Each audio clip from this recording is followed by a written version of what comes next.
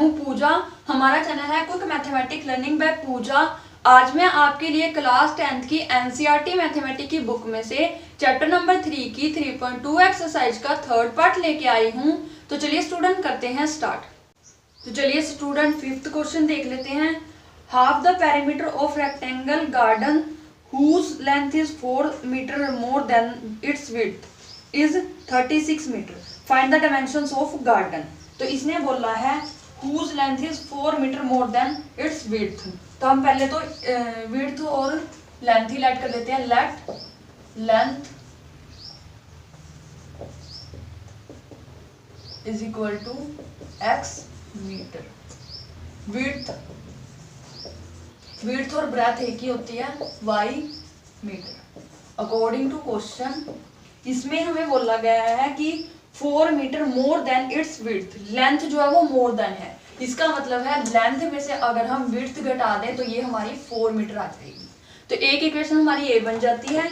दूसरी इसने बोली है कि इसका जो पेरीमीटर है, half of the perimeter, perimeter हमारा क्या होता है, किसी भी रेक्टेंगल का लेंथ, पेरीमीटर होता है लेंथ प्लस ब्रेथ इंटू 2। अगर हम इसका हाफ करेंगे तो कट हो जाएगा, तो ये आ जाएगा लेंथ प्लस ब्रेथ।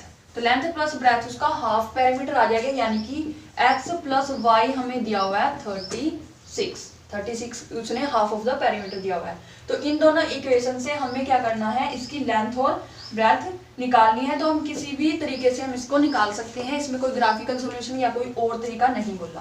तो हम इसको सिंपली निकालेंगे। तो इसमें क्या होगा, हम एक्स एक्स वाले या वाई वाई वाले इक्वल कर लेते हैं। तो यहाँ पे देख लेते हैं कि एक एक्स जो वाई है वो माइनस का है, एक वाई प्लस का है, तो यहाँ से वाई कट जाएगा। तो वाई और एक्स हमारे क्या हो जाएंगे, 2x is equal to 36 plus 4 अगर हम करते हैं तो आ जाता है 40। उसके बाद ये 2 उधर जाके क्या हो जाएगा, डिवाइड, तो 40/2 ये अगर कट करते हैं तो आ जाता है 20। तो x की वैल्यू आ जाती है 20 मीटर। अगर हम इस x को किसी भी एक इक्वेशन में पुट करें, मतलब हमारे पास इक्वेशन फर्स्ट में अगर हम put the value of x की वैल्यू पुट कर देते हैं, तो हमारी इक्वेशन फर्स्ट क्या थी, x minus y is equal to 4। यहाँ पे x की वैल्यू अगर हम मैं 20 रख देती हूँ तो y जो माइनस का इधर जाके प्लस हो जाएगा और जो 4 था इधर आके माइनस हो जाएगा। अगर हम इसको सोल्व करते हैं तो आ जाता है 60। तो y की वैल्यू आ जाती है 60। तो यहाँ पे लिखते हैं सो दैट लेंथ हमने लेट की थी x और x की वैल्यू आई है 20, यहाँ पे 20 मीटर। और जो विड्थ थी वो हमने लेट करी थी y, जो कि y की वैल्यू आई है 60 मीटर। तो हमारे दोनों पॉइंट्स लेंथ और विड्थ दोनों आ जाते हैं। तो इस तरीके से हमारा आंसर आ जाता है। एक बार इसको हम रीचेक भी कर लेते हैं, क्योंकि इसमें हमने अभी निकाला था कि लेंथ प्लस ब्रेथ हमारी क्या होगी, हाफ ऑफ द पेरीमीटर। तो अगर हम इन दोनों को ऐड करते हैं x प्लस वाई को, तो हमारा क्या आ जाता है 36, जो कि उसने क्वेश्चन में भी दिया हुआ है, 36 हाफ ऑफ द पेरीमीटर है। दूसरा, अगर उसने ये भी बोला था कि दोनों का डिफरेंस 4 है, तो अगर हम 20 में से 16 माइनस करते हैं तो हमारा डिफरेंस भी 4 आता है। तो इस तरीके से हमारा क्वेश्चन भी रीचेक हो जाता है। तो इसका मतलब हमारा क्वेश्चन बिल्कुल करेक्ट है। तो इस तरीके से आपका क्वेश्चन हो जाता है। तो चलिए स्टूडेंट देख लेते हैं नेक्स्ट क्वेश्चन। तो चलिए स्टूडेंट सिक्स्थ क्वेश्चन देख लेते हैं। Give the linear equation 2x plus 3y minus 8 is equal to 0। Write another linear equation in 2 variables such that the geometrical representation of a pair so formed is intersecting line, parallel line और coincident line. मतलब हमें एक equation तो ये दी हुई है line की, हमें बाकी की एक और इक्वेशन लिखनी है जिससे इसका पेयर बने इंटरसेक्टिंग लाइन का, पैरेलल लाइन का और कोइंसिडेंट लाइन का।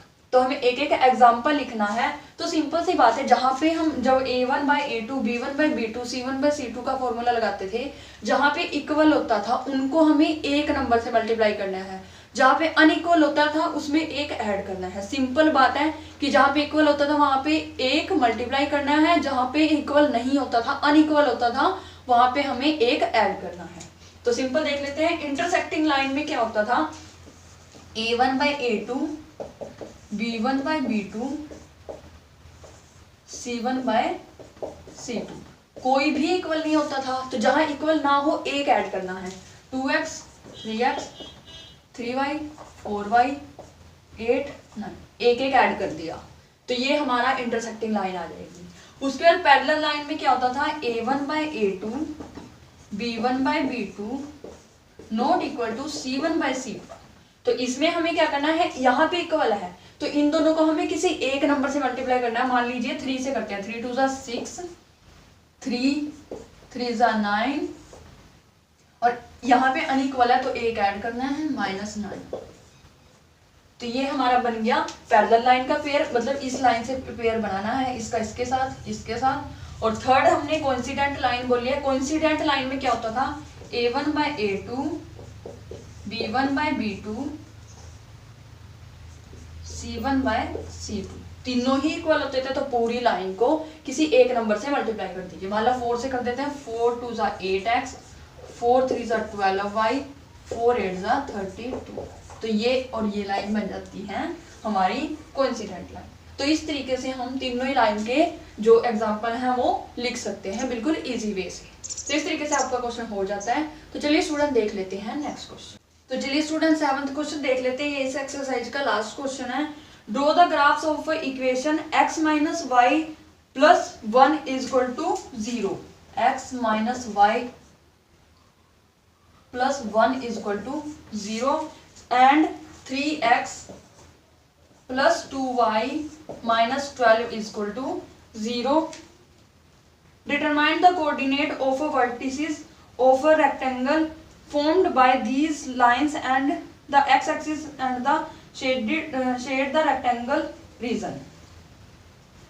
तो हमें क्या करना है, इसका ग्राफिकल सॉल्यूशन करना है क्योंकि इसने एक्स एक्सिस के ऊपर जो भी ट्रायंगल बनता है इन दोनों लाइन से उसको हमें क्या करना है, शेड करना है। तो सिंपल है बिल्कुल। तो सबसे पहले इसका ग्राफिकल सॉल्यूशन निकाल लेते हैं।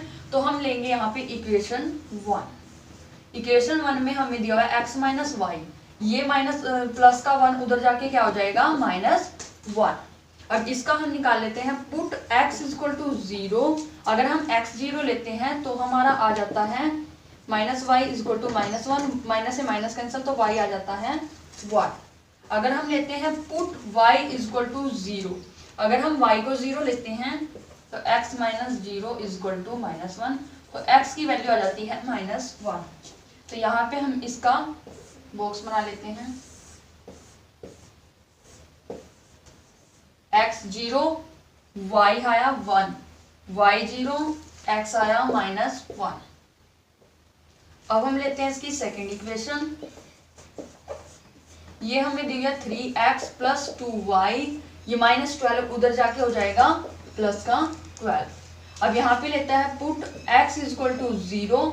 अगर हम यहाँ पे x की जगह 0 पुट कर देते हैं तो हमारा तो ये 0 हो जाएगा और ये 2y = 12 और 2 उधर जाके हो जाएगा डिवाइड, 2 6 12।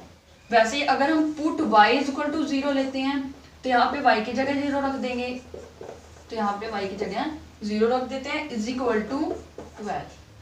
अब यहाँ पे 3x ये तो 0 हो जाएगा = 12 और ये 3 उधर जाके हो जाएगा डिवाइड 3 4 सा। तो यहाँ पे हम लिख सकते हैं जब हमने x को 0 लिया तो हमारा y आया है 6, जब हमने y को 0 लिया तो हमारा x आया है 4। तो इस तरीके से हमारे दोनों पॉइंट्स के, दोनों लाइंस के जो पॉइंट्स थे वो आ चुके हैं। तो अब हम इनको क्या करेंगे, ग्राफ पे शो कर देंगे। तो यहाँ पे ग्राफ बना लेते हैं, x x dash y y dash. तो यहाँ पे देख लेते हैं पॉइंट हमारे लगभग 10 के उसमें ही है तो 2 2 का गैप ले लेते हैं। 2 4 6 8 10, यहाँ पे -2 -4 -6 -8 -10, यहाँ पे 2 4 6 8 10 -2 -4 -6 -8 और -10। तो इसमें सबसे पहले ये देखते हैं x 0 है y 1 है, तो y 1 हमारा यहाँ आएगा, क्या लिख लेते हैं 0,1। दूसरा x हमारा -1 है y 0 है, x -1 यहाँ पे आएगा -1,0। इससे इन दोनों पॉइंट्स को मिला के हम एक लाइन बना लेंगे और ये लाइन की इक्वेशन हमारे पास आई है x - y + 1 = 0। इस इक्वेशन से ये लाइन हमारी बनी है। उसके बाद सेकेंड इक्वेशन देख लेते हैं, x 0 है y 6 है, तो y 6 यहाँ पे आएगा 0,6। यहाँ पे देख लेते हैं x 4 है y 0 है, तो यहाँ पे आएगा x 4 y 0। तो यहाँ से हम इन दोनों पॉइंट्स को मिला के एक लाइन खींचेंगे जो कि यहाँ पे आएगी, और ये लाइन बनी है हमारी 3x + 2y = या -12 = 0 इस इक्वेशन से। तो उसके बाद इसने क्या बोला था कि जो भी x एक्सिस पे ट्रायंगल बनते हैं, तो x एक्सिस हमारा ये है और इसमें हमारा ट्रायंगल ये बनता है, तो इसको हमें क्या करना था, शेड। तो इस एरिया को हम क्या कर देंगे, शेड। तो इस तरीके से हमारा शेडेड एरिया आ जाएगा। तो इस तरीके से आपका क्वेश्चन हो जाता है। इसके साथ ही आपकी 3.2 एक्सरसाइज खत्म होती है। तो स्टूडेंट हमारी सभी वीडियोस को ध्यान से देखिए, उन्हें लाइक कीजिए, शेयर कीजिए और हमें कमेंट करके बताइए कि आपको हमारी वीडियोस कैसी लगी। साथ ही हमारे चैनल को सब्सक्राइब कीजिए और बेल आइकन को प्रेस जरूर कीजिए ताकि आने वाली वीडियोस की नोटिफिकेशन आप तक सबसे पहले पहुंचती रहे। Thank you guys.